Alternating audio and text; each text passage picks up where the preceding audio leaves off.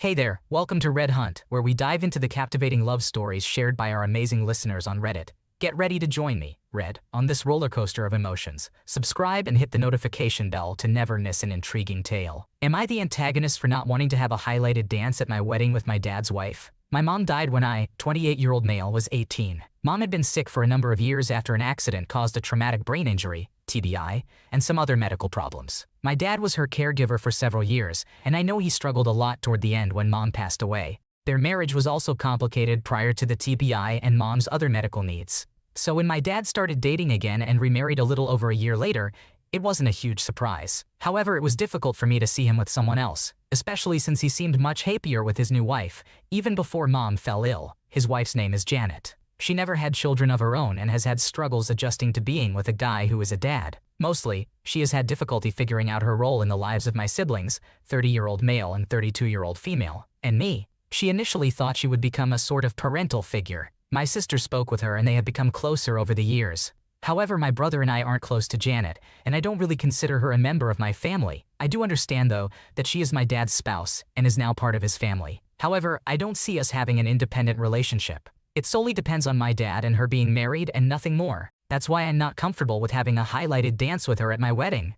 However, when Janet learned that I was planning one with my Nana, my mom's mom, she felt hurt, thinking it would be a slight to not have the same opportunity to dance with me. She sees herself as a maternal figure and the female head of the household. She believes she will be the future grandmother of my grandchildren. My dad told me it would mean a great deal to him to see me embrace Janet as my family and give her this dance. He said it breaks his heart to think I would abandon her if he died or they were no longer married. My brother finds this ridiculous, but my sister asked if there was any way I could do it, even if it was just a 90-second dance. She mentioned that it's difficult to envision Janet as the grandmother of my children, but her own children have benefited from having a relationship with Janet. She thinks I should consider that my future children might also benefit. She admitted that, in her heart, Janet isn't a real grandparent to her children, and she doesn't love her either. However, her kids feel differently, and their feelings matter to her. I told my sister I would think about it but made no promises and still didn't want to do the dance. After all that, Janet expressed her disappointment that I hadn't agreed yet, and it made her feel like I don't care about her feelings. She wanted me to understand that this was unfair. She told me she feels like she's just a +1 for the wedding,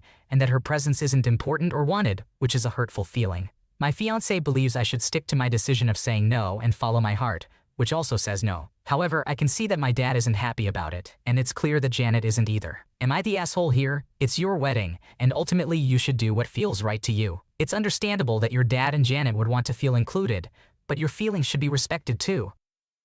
My boyfriend has been accusing me of cheating for months when I haven't done anything wrong. I don't know where to go from here. I want to start by saying that I have never cheated, and I have never even considered it. I know how it feels to be cheated on, and I would never do that to someone else. A few months ago, my boyfriend accused me of being active on Instagram in the middle of the night when I was actually sleeping. I had to leave the house early the next morning for work, which I explained to him repeatedly. However, he refused to listen, and it reached a point where I snapped at him to leave me alone about it. He then escalated the situation by telling me he was going to hang out with friends. He claims that he specified exactly who he was going to be with, but I don't recall him ever mentioning it. He disappeared for over 12 hours, and I heard a girl laughing in the background on the phone. The next day I confronted him and he insisted that it wasn't just the two of them. He said that she has a boyfriend who was also present, but he wanted to make it seem like something else was going on because he was upset with me for supposedly lying about being active on Instagram. I might have let it go, but then he started going out and doing things with her, and allegedly her boyfriend too, that he had promised we would do together. I can't prove or disprove if he was telling the truth about her having a boyfriend, since we are in a long-distance relationship and I have never met any of his friends.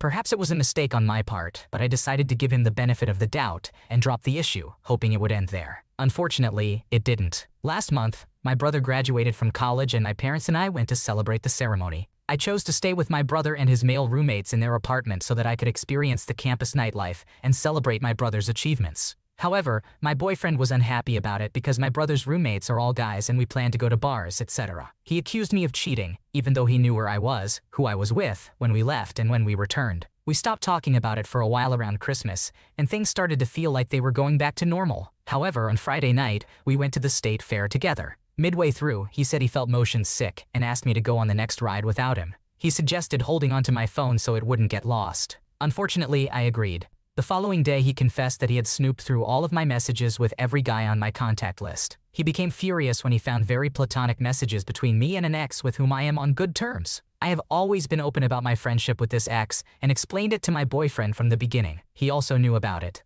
In response, he messaged my ex, attempting to intimidate and threaten him into cutting off contact with me. He has been cyber-stalking my ex for about a month now and gets upset when I find out about it. And now, he is saying that he wants to go to therapy because he doesn't want to lose our relationship. I'm not sure if I fully believe him, as he promises to change his behavior every time this happens, but it never does. I feel torn because I want things to work out, but I feel like I've lost myself over the past few months because of all of this. I am running out of energy to continue dealing with it and I don't know what to do. Should I leave? Should I stay and try to work through it? It sounds like your boyfriend has some serious trust issues and his behavior is causing you a lot of stress and frustration. Going to therapy could potentially help if he's truly committed to making a change, but ultimately it's up to you to decide if you want to keep putting up with this kind of treatment or if it's time to move on. Trust is a crucial foundation in any relationship, and it's important that you prioritize your own mental and emotional well-being.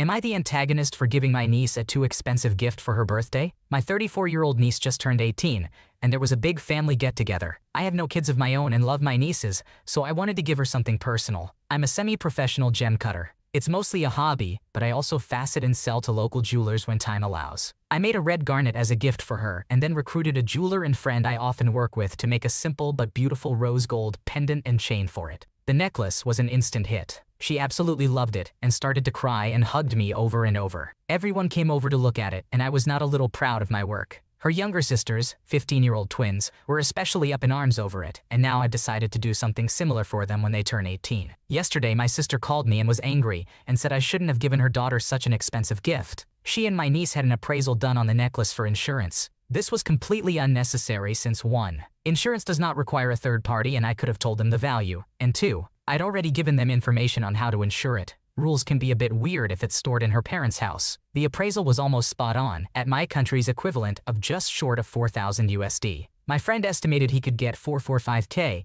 if it was a custom job for a normal customer. I didn't spend anything near that making it. Uncut gems aren't necessarily that expensive. It all depends on size, color, treatment, origin, etc. The rest is just the time and effort put into it.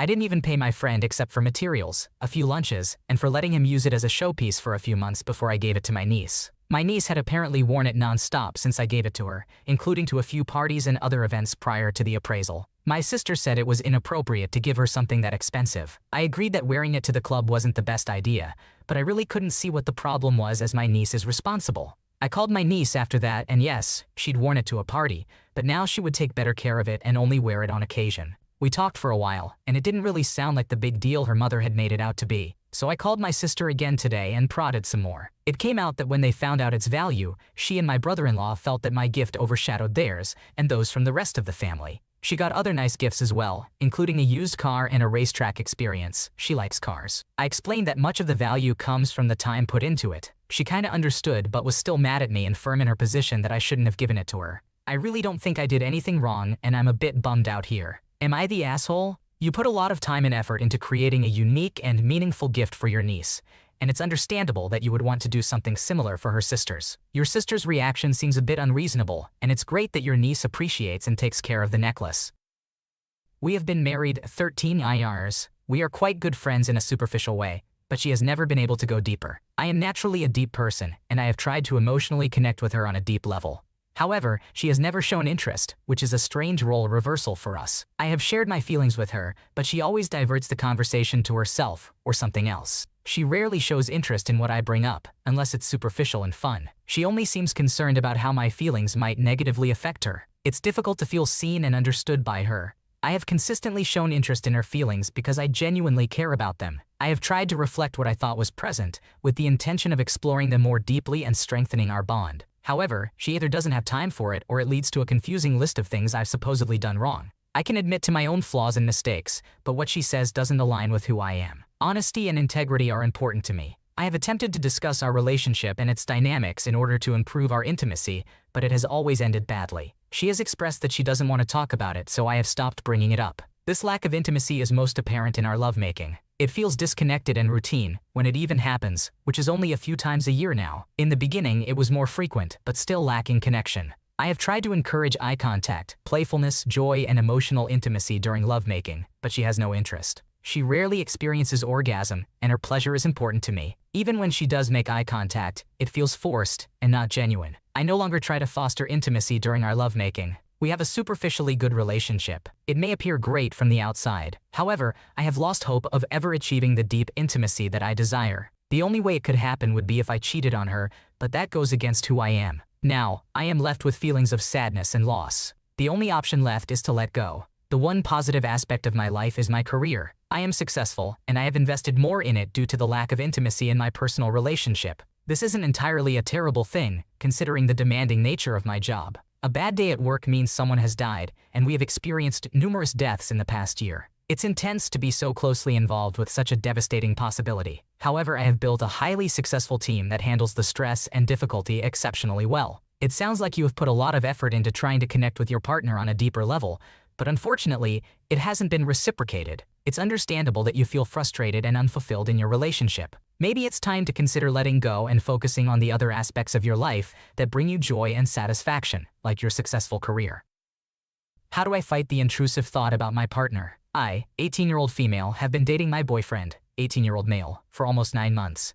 And I know it's not a lot of time, but things are going very well. We met in high school, and we started hanging out until he finally confessed his feelings with a flower bouquet, and I obviously said yes. I'm his first girlfriend, the first person he has ever kissed and all, and he is my first boyfriend and my first person to kiss, and all as well, so we are both very excited. He has never been into girls a lot. I mean, he's straight, but he has never asked for a girl's Instagram or chatted or hang out with any girl before me because he just wasn't into it. He always takes care of me, messages me 24/7, comes to see me every weekend. He had to move to another city that's like a 2-hour drive away from mine because of college. Pays for everything and all those cute little details, and he is 100% at communication and telling each other everything that crosses our minds instead of feeling bad about it. No matter if it's the dumbest thing ever, we'll always communicate it. Okay, so here it goes. I'm afraid he's chatting or hanging out with other girls. Do I have any indicator? Not at all. Has he ever mentioned any other girl? Nope.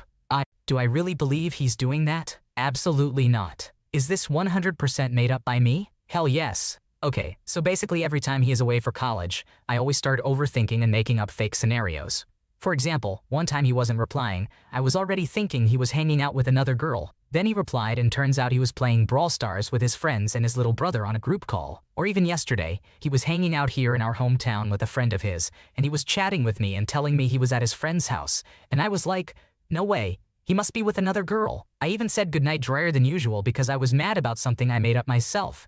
And I don't think that's fair for him because he always treats me so well and he was just having fun with a friend of his. My mind always has the need to make up stories to make me feel bad because I also have some trust issues. So having a boyfriend who's head over heels, caring and loving looks like a trap. So I'm always waiting for him to cheat on me or do something that'll intentionally hurt me. Sometimes even my head starts hurting from these intrusive thoughts, and I get mad for no reason, and he doesn't deserve this at all. I've communicated this to him, my fear of being replaced or cheated on. When I verbalized this to him, he was completely shocked. He couldn't believe my worry, so he started telling me how much he loved me and found me the most interesting girl he had ever encountered. He also assured me that he would tell me if anything like this ever happened, but then he told me I would never have to hear him talk about another girl between him and me. He's the best, and it would be such a shame to let him go because of my irrational thoughts. How do I fight these thoughts? Why do I even have them in the first place? It sounds like you have a great relationship with your boyfriend, but you're struggling with intrusive thoughts and trust issues that are causing unnecessary worry. Communication is key. So continue to talk to him about your fears and work together to find ways to combat these thoughts, such as therapy or self-reflection. Trust takes time to build, but if he truly loves you and reassures you, it's important to try and let go of these insecurities. My mother put me and my GF in an impossible situation. My mother is putting me and my girlfriend in an impossible situation. We have been together for over 2 years. My mother has been a constant bother, making things significantly harder for us. For example, I can't be out after 10 p.m. because my mom needs to know I'm home in order to sleep. We are not allowed to sleep in the same bed when we go on trips or visit each other's houses. These and other small issues are driving us nuts. Currently, we are trying to move out together for an internship. Housing is provided for a year, and if something happens like breaking up, we won't be tied down to a leasing agreement. However, my mom is causing a huge problem about my girlfriend moving with me. The only reason she has an issue is that my girlfriend comes from a poor family, which my mom finds embarrassing. My mom doesn't have any other problems with my girlfriend herself. I come from a middle-class family, and my parents are almost retired. Now, The situation is that my mom wants to drive with us when we move so that I can spend a day or two with her looking at houses for their retirement plans. This means my girlfriend will have to squeeze into the back of my packed car for a 16-hour car ride. My girlfriend has had enough and thinks I should put my foot down and not let my mother control me anymore. She believes this will never change and will always be a problem. I hope that once I move out and have my own place, most of the problems will end, but my girlfriend disagrees. She is considering ending our relationship or changing her internship if I don't cut my mom off in some way. I want my mother out of my life in a controlling manner, but I can't simply ghost her because my parents have supported me financially, including paying for my college. I don't see my parents as outright horrible outside of this situation. I'm unsure of what to do. I think things will get better once we move, but my girlfriend thinks it won't. I need guidance on how to handle this. Is my girlfriend right, or should we deal with this last hurdle together? It sounds like you and your girlfriend are facing a difficult situation with your controlling mother, and it's understandable that she feels frustrated and wants you to stand up for yourselves. While moving out may alleviate some issues, it's important to communicate openly with your girlfriend and find a solution that works for both of you, whether that involves setting boundaries with your mom or seeking professional help to navigate the situation. Thanks for watching. When you subscribe, make sure to hit the bell to turn on notifications so you never miss a video. To finish listening to all the stories, check out the playlist in the description.